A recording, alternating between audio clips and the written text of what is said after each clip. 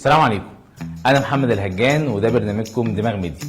تعرف ان الدراما مسلسلاتها والسينما بافلامها والكتب والمدونات والاعلانات السوشيال ميديا وحتى كمان الاغاني، كل ده بيعتبر شكل من اشكال الميديا. وده بعد تطور نظريات الاعلام الحديثه اللي اعتبرت ان اي معلومه بتوصل للجمهور باي وسيله تبقى الوسيله دي اسمها وسيله اعلاميه. ومين يقدر ينكر ان كل اشكال الاعلام الجاده منها او حتى الترفيهيه بتساهم في صناعه الوعي، وان ده اصلا هو هدفها الاساسي، ولو حتى في اهداف تانية زي المكسب او الربح. بس فضلت الميديا بتلعب دور مهم واساسي جدا، وهو علاج القضايا والمشكلات بكل انواعها.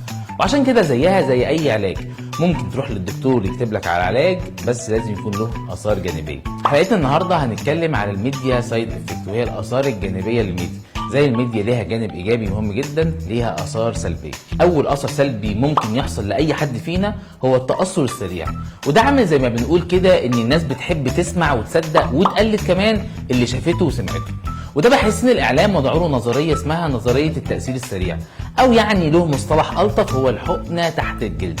يعني ببساطه زي ما معروف طبيا ان الحقنه تحت الجلد هي اسرع وسيله للعلاج، فبرضه الاعلام هو اسرع وسيله للتاثير في كل اللي بيشوفوه. وده باعتبار ان السينما وسيله اعلاميه زي ما قلنا في بدايه الحلقه، فهنلاقي برضه في امثله كتيره جدا اثرت على الناس بشكل كبير قوي، زي مثلا فيلم المرأة والسطور. الفيلم ده اول ما اتعرض في السينما زادت نسبه الجريمه اللي ارتكبتها الستات في الوقت ده، ربنا يخلي كلامنا خفيف عليهم ان شاء الله.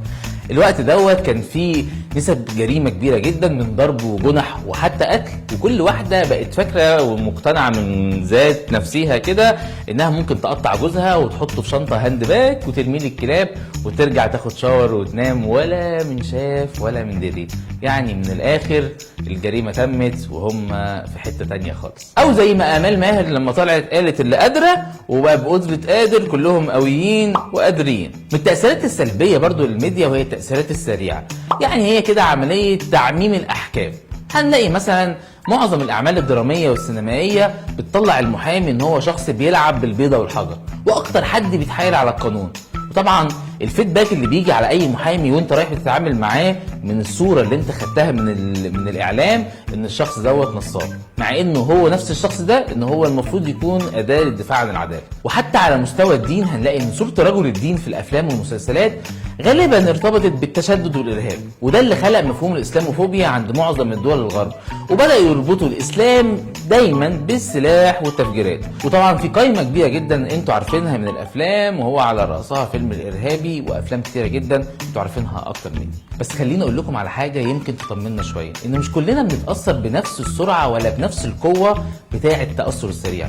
طبعا الاختلاف بيكون على حسب الاعمار والمستوى التعليمي والاجتماعي، فكل واحد بيتاثر على حسب الظروف اللي هو نشأ فيها او الظروف التعليميه اللي هو فيها. اخيرا بقى في تاثيرات تقريبا بتحصل لنا كلنا، ده مع انتشار السوشيال ميديا بشكل كبير جدا، وكمان رغبه في تحقيق الشهره والمكسب السريع على مواقع السوشيال ميديا.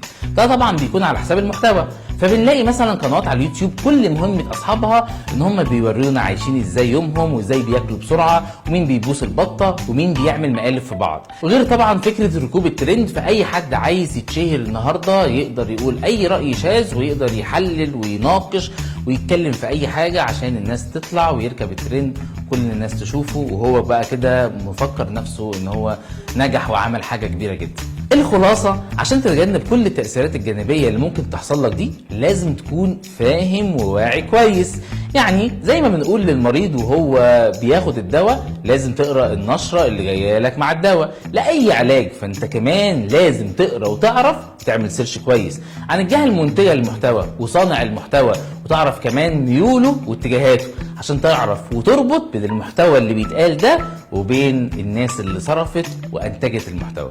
كل الكلام ده لو خدت بالك منه فعلا هتحاول تقلل من الاعراض الجانبيه اللي بتيجي لك ولما بتتاثر في الميديا. في النهايه خليك واعي جدا، وما تنساش تعمل شير ولايك للحلقه دي، وتدور قوي على اللي قلناه النهارده من مصادر تانية، وتكتبوا لنا في الكومنتات لقيتوا ايه بعد ما تدوروا ورانا كويس جدا.